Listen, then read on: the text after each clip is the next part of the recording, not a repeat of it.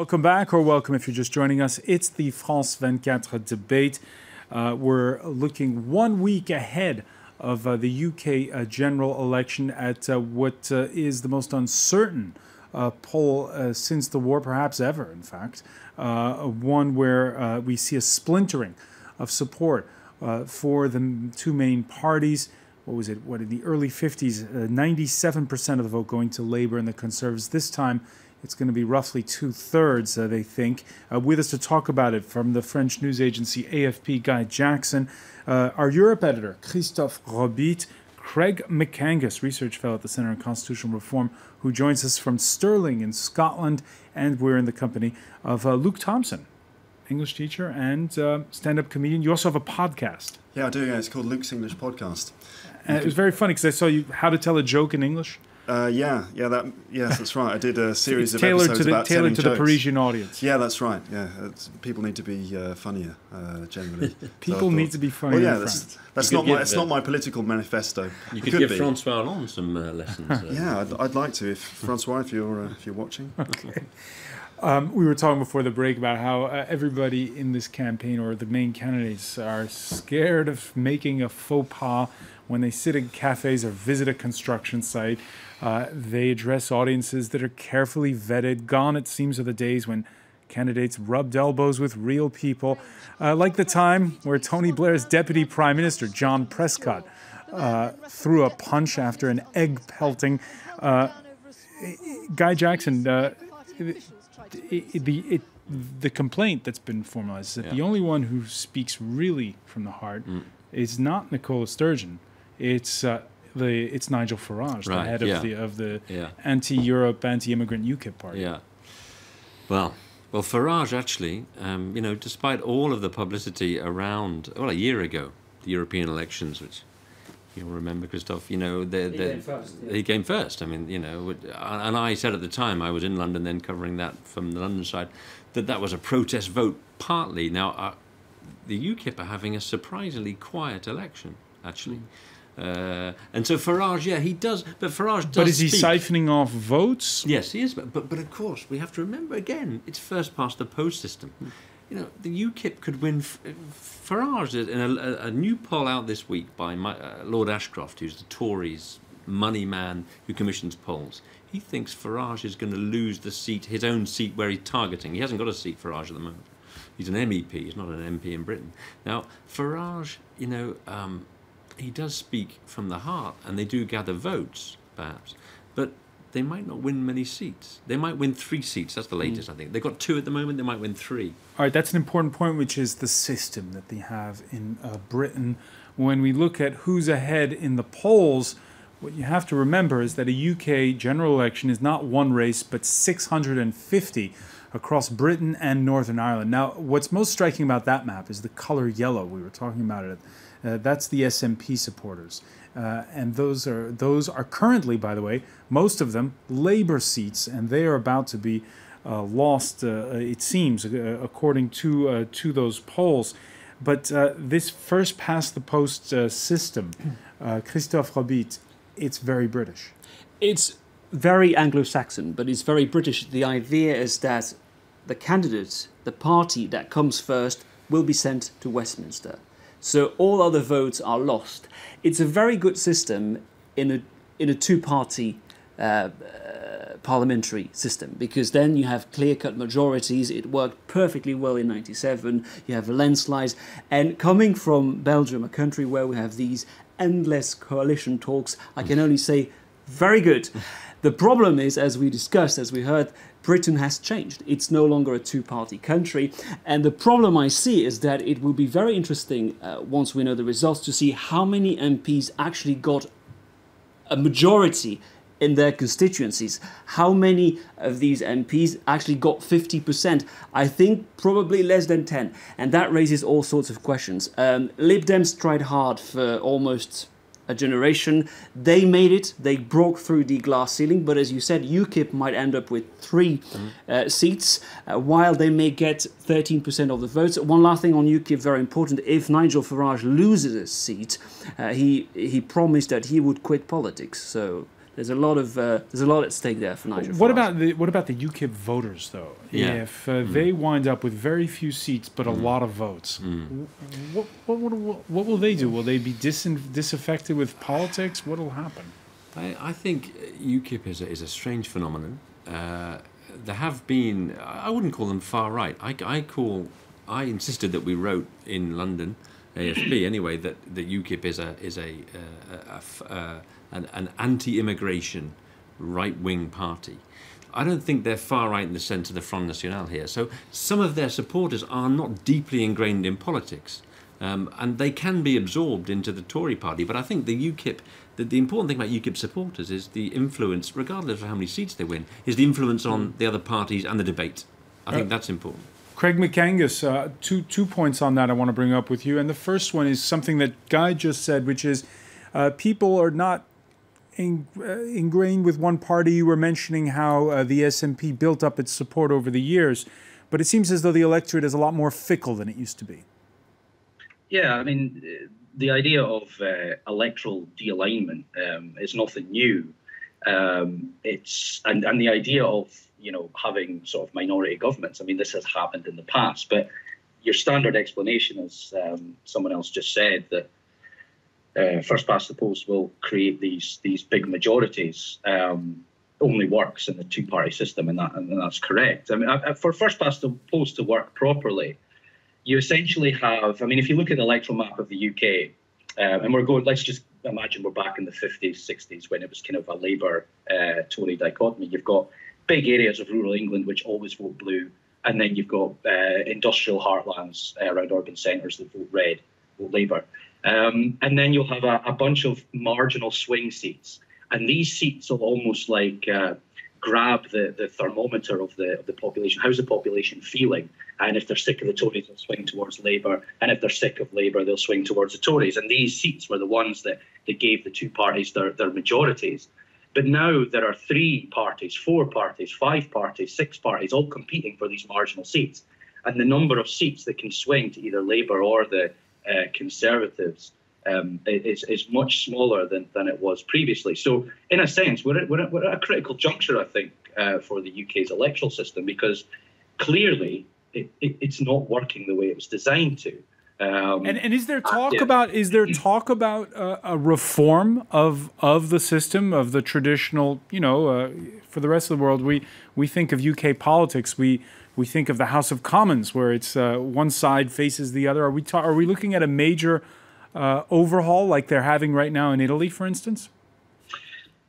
Some of the parties do have. I mean, UKIP is a party that advocates a more proportional system, because, as one of your guests alluded to, the first past the post counts against UKIP. I mean, UKIP, I would be very surprised if they won more than 5 seats at this election, but they'll come second in quite a lot of seats. So a lot of those votes for UKIP, and they'll probably get a higher share of the vote than the Lib Dems will, but the Lib Dem will win a lot more seats than they will, because it's all about geographical concentration. The Liberals are in favour of electoral reform. UKIP are in favour of electoral reform. The Greens would be in favour of electoral reform. But the 2 big parties aren't. And until you get to a point where, and I think there are voices within the Labour Party and in the Conservatives, maybe less so, that do realise that the electoral system isn't working for them anymore. And we may get to a point where, once one of the big parties kind of comes round to electoral reform, then it will happen. But the UK is interesting because we operate so many different electoral systems. You've got the mixed member system in Scotland and Wales. You've got proportional representation in council elections and in Scotland, and then first past the post. And we've got all these electoral systems. It's not as if the UK public is completely unaware of how to vote in different ways, but we're just kind of, the UK is quite conservative in that way. People seem to be wedded to a certain important people seem to be wedded to first past the post, but clearly it doesn't work. But it's quite ironic. And Craig, how do you feel about it personally? Your organization is called the Centre for Constitutional Change. Yeah, the Centre on Constitutional Change. We're not for constitutional change. I see. Yeah, we sort of like analyse. I don't think our centre would take a position either way. I mean, I think, logic would say that if the first past the system isn't doing what it's supposed to do, i.e. the advantage of first past the post is, look, you get a majority government, and then at the end of that 4-year, 5-year term in government, you know who, if they've done a good job. If they've done a really bad job, then they're completely accountable. Where you have coalition government, it's more difficult to put the blame on one party or another. Who do you blame? Especially even if it's minority government, it becomes even more difficult. So I think the consensus amongst kind of my peers is that electoral reform needs to happen now. I think first past the post has outlived its sell-by date now. I think British politics, British society is outgrown first past the post system. Which worked well. I just wanted to say we're seeing footage of the first debate, and how many candidates were there? I don't remember. Seven. That's the best illustration of the current situation. This is unheard of for Britain to have 7 candidates debating together, and it's posing some problems apparently for David Cameron. But this shows that Britain has changed. It's no longer a two-party system. By the way, it's the year we mark the 800th anniversary of the Magna Carta, the first document in Britain where a king guaranteed rights to his subjects, one that's revered over in the United States. How solid are Britain's institutions? We're not talking about the monarchy here, but the House of Commons. It was, again, I want to bring this up with you, Luke Thompson, this chamber. We love the theater of the House of Commons, but do you think it needs a reform, this chamber, the way it's laid out? Well, the setup is very sort of adversarial, sort of suits a two-party system with, you know, the government on one side, the opposition on the other, and they like to shout at each other.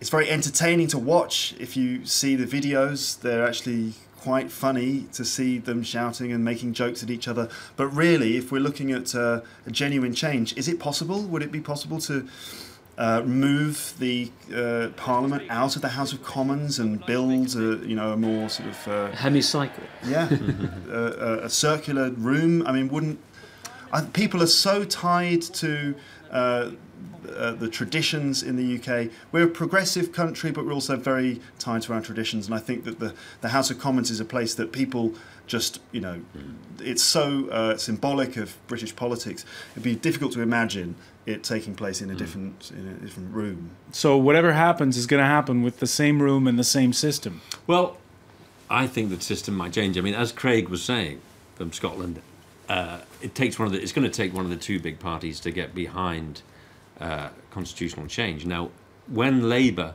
next week, which I think they're going to do, Scotland was a massive Labour stronghold.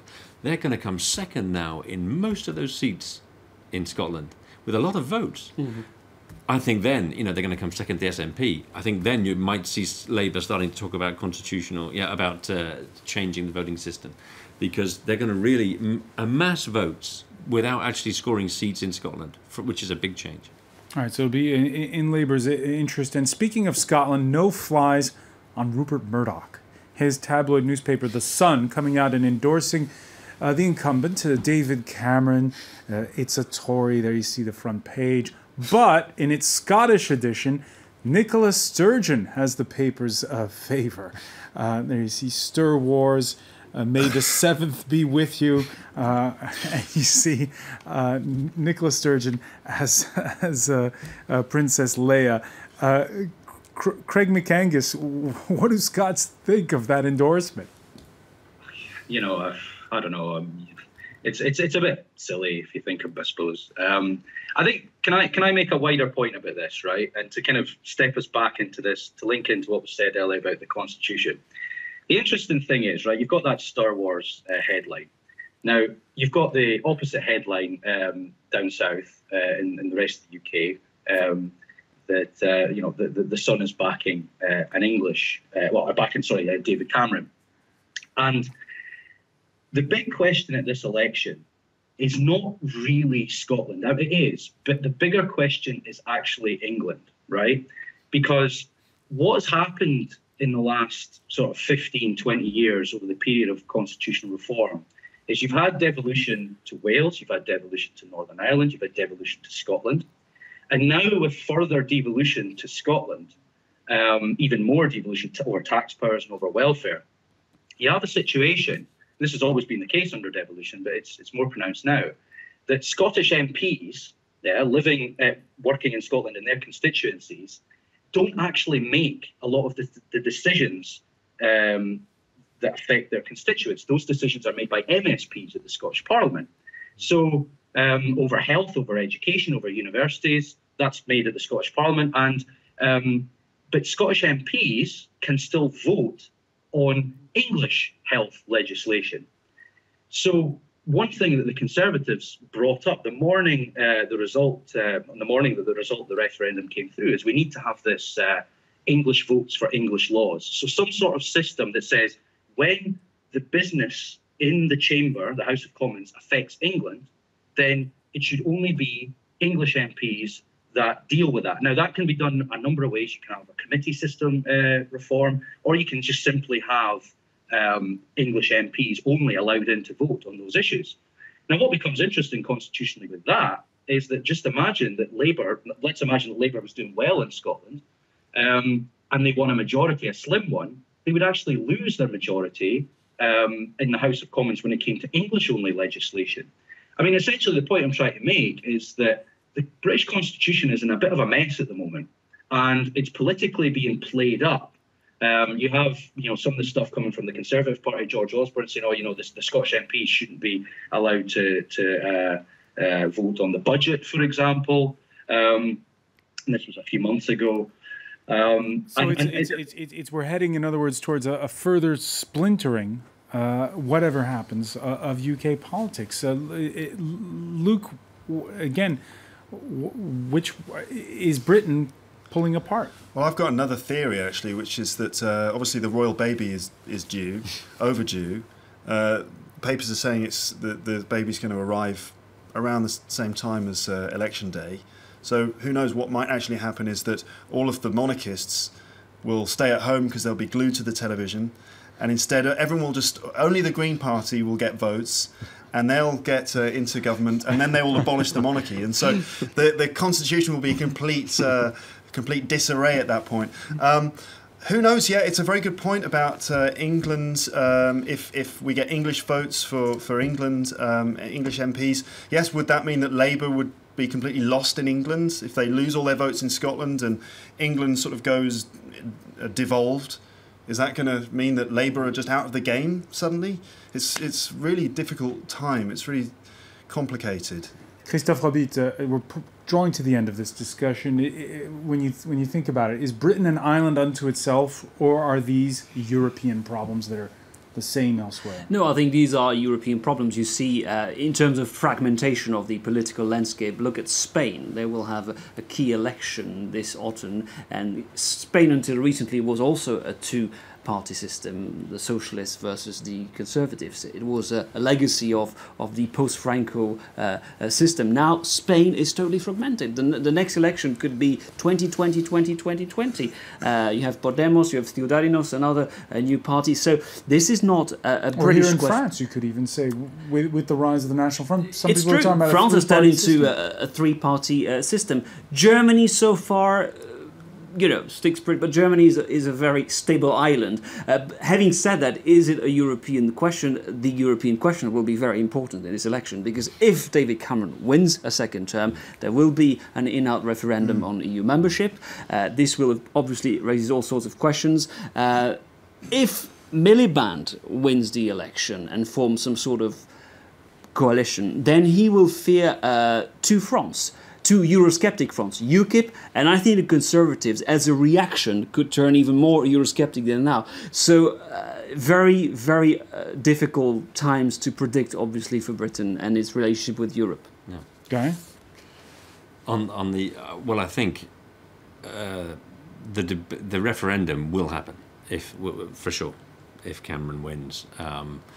Personally, I wonder if the outcome of that. I know you're not asking me for prediction, but I think the outcome of the referendum may reflect rather the referendum in Scotland, which is when people came to the box, they thought of their jobs, and I think the Tories have a lot of work to do if they're going to a referendum to persuade people that the EU is good for the economy and good for their jobs. But I suspect that is the argument that might win it.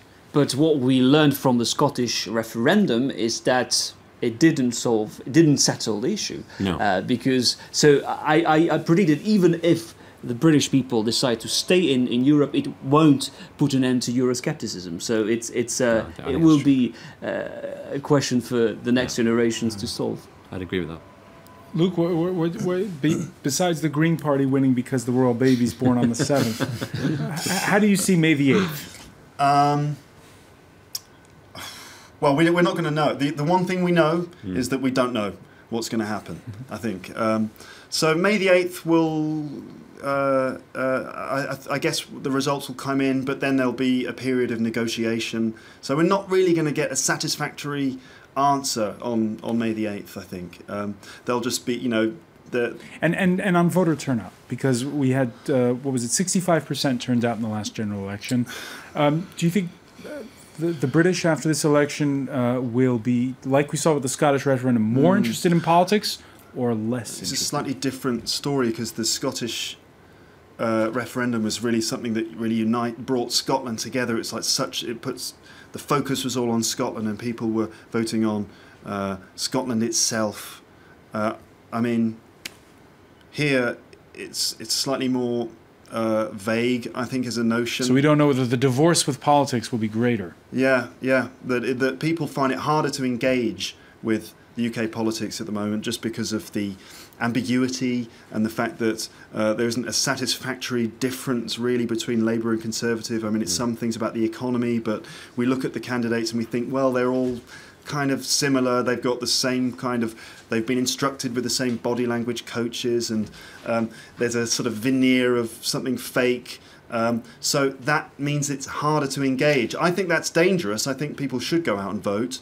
I'm not like Russell Brand, who disagrees with that. I think people definitely need to predict vote. that turnout might be particularly strong in those constituencies where there's a real race, like Nigel Farage is running in Kent. There, it's anything can happen. But once again, because of the first past the post system, if you know that the other candidate will win, your vote is lost. So that doesn't really encourage people. Right. But I think in those constituencies where UKIP is polling strong, you will see a very high turnout. 650 races on May the 7th. We'll be following them. Christophe Robit, I want to thank you. I want to thank Guy Jackson. I also want to thank as well Luke Thompson and Craig McCandis for joining us from Stirling in Scotland. Stay with us, though. Our Media Watch segment is next.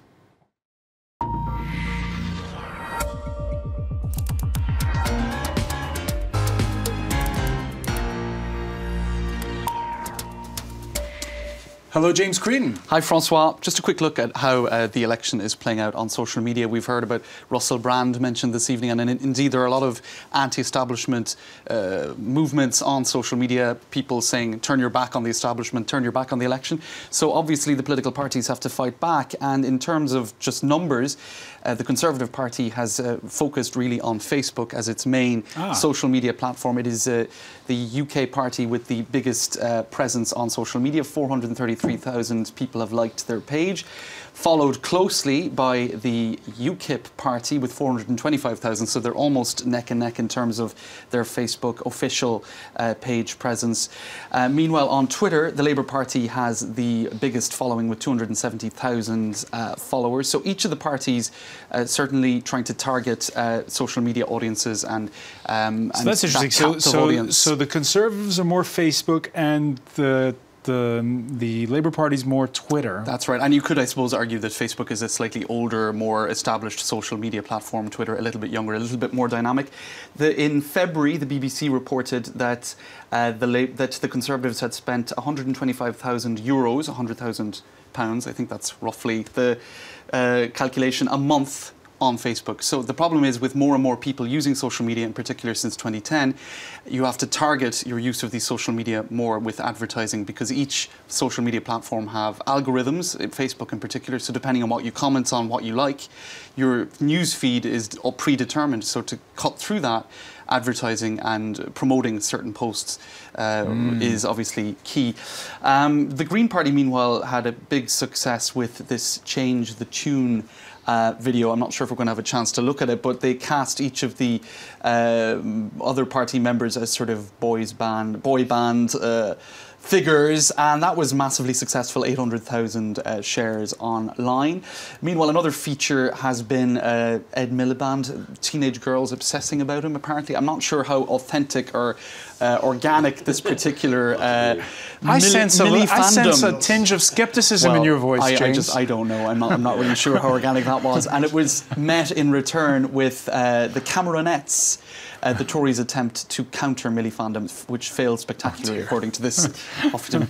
Now, also images. You've had various images that have gone viral online and on social media generally. The famous image of David Cameron eating a hot dog with a fork and knife, and just eating generally. Here he is having breakfast, I believe.